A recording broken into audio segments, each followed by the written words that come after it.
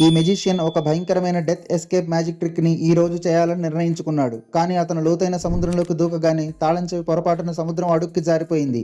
ఈ విషయం అతనికి తెలియదు. అతడు మోస్తున్న బరువైన వస్తువు కారణంగా అతను నేరుగా కిందికి వెళ్ళిపోయాడు.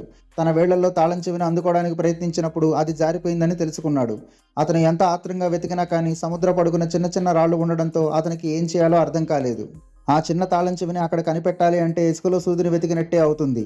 ఇంతలో అతను ఊపిరి తీసుకోలేని స్థితికి చేరుకున్నాడు. శరీరానికి కట్టిన ఇనుప బరువులు అతన్ని పైకి ఎగరనివ్వలేదు. గొలుసులు తెంపడానికి ప్రయత్నించినా ఫలితం లేకుండా పోయింది. పైన చూస్తున్న ప్రేక్షకులకు మాత్రం అతను ఎంత ప్రమాదంలో ఉన్నాడో తెలియదు. కొందరు మాత్రం ఇది కూడా మ్యాజిక్లో భాగంగా కావాలనే చేస్తున్నారు అనుకున్నారు. కానీ పక్కనే ఉన్న ఫీమేల్ అసిస్టెంట్ మాత్రమే సమయాన్ని చూసి ఏదో తప్పు జరిగిందని గ్రహించింది. 5 నిమిషాలు దాటిపోయింది. వెంటనే ఆమెకు మెజిషియన్ కింద ఇబ్బందుల్లో ఉన్నాడని అర్థమైంది. ఆమె సముద్రంలోకి మరో దారి నుంచి దూకింది. అదృష్టవశాత్తు త్వరగా అక్కడ ఉన్న మెజిషియన్ను చూసింది.